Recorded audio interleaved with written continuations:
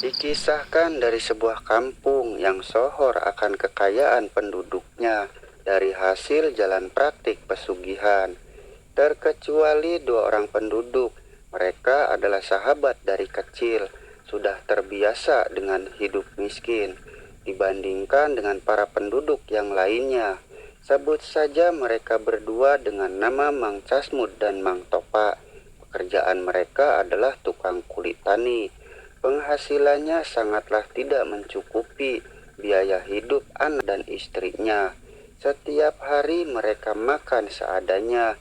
Terkadang mereka pun cuma makan singkong rebus, hasil dari tanaman sendiri yang ditanam di belakang rumah reotnya, dan cuma beberapa saja. Suatu hari Mang Casmud sedang makan bersama anak dan istrinya di depan rumah beralaskan tikar. Tetangga Mang Casmud yang kaya raya lewat sambil bawa mobil. Dia melihat Mang Casmud dan anak istrinya sedang makan. Mereka makan cuma nasi putih dengan garam yang telah digoreng.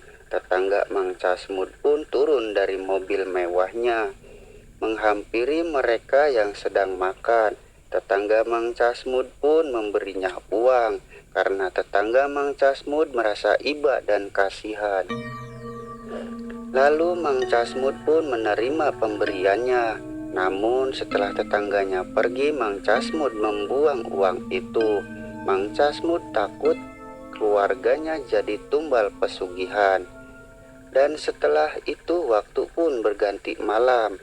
Mang Casmud berkunjung ke rumah Mang Topa sahabatnya. Sambil ngopi mereka pun bercerita satu sama lainnya, saling bercerita keluh kesah kesulitan hidup masing-masing. Waktu pun telah larut malam, Mang Casmud pun berpamitan pulang.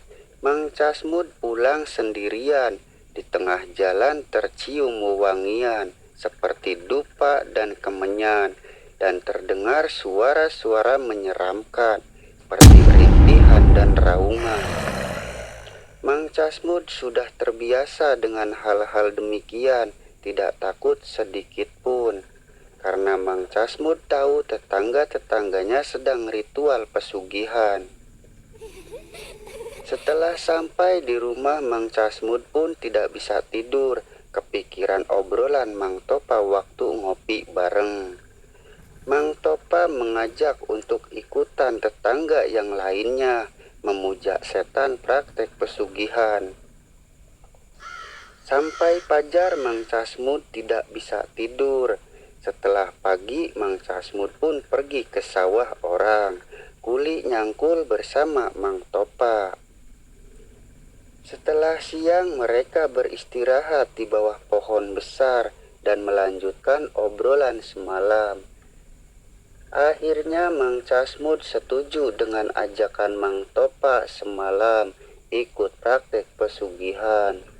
Setelah pulang kerja mereka pun pergi tanpa pamitan pada istrinya masing-masing. Mereka pun menuju sebuah tempat ritual pesugihan. Setelah sampai mereka bertemu juru kuncen pesugihan, dan juru kuncen pun menanyakan hari kelahiran mereka masing-masing. Lalu juru kuncen tidak menyanggupi permintaan Mang Casmud untuk ikut pesugihan dengan alasan hari kelahirannya Selasa Kliwon. Cuma Mang Topa yang bisa ikutan pesugihan. Mang Casmud pun disuruh keluar. Menunggu Mang Topa selesai ritual, Mang Casmud mengintip proses ritual Mang Topa sahabatnya. Oleh juru kuncen, Mang Topa disuruh memilih salah satu dari sesaji yang disediakan. Lalu Mang Topa memilih telur mentah. Mang Topa disuruh masuk ke ruangan sendirian. Tak lama kemudian Mang Casmud mendengar suara aneh yang mengerikan dan terdengar teriakan Mang Topa meraung kesakitan. Lalu Mang Topa keluar dari ruangan dan langsung pulang bareng Mang Casmud. Sikap Mang Topa pun jadi aneh, tidak seperti biasanya, seakan tidak pernah kenal dengan Mang Casmud sahabatnya. Singkat cerita, Mang Topa pun jadi orang kaya raya, dan Mang Topa pun tidak lagi akrab sama Mang Casmud, karena sebenarnya itu bukan Mang Topa, melainkan Buto Ijo yang menyerupai Mang Topa. Dan Mang Topa yang sebenarnya sudahlah mati, dimakan Buto Ijo dan arwahnya dijadikan budak di alam siluman pesugihan. Karena Mang Casmud mengetahui semuanya, Mang Casmud pun melanjutkan kehidupannya seperti biasa. Meskipun miskin tapi bahagia dengan kehidupannya bersama anak dan istrinya, dan tidak lagi berminat untuk pesugihan. Demikian cerita pendek yang bisa saya ceritakan.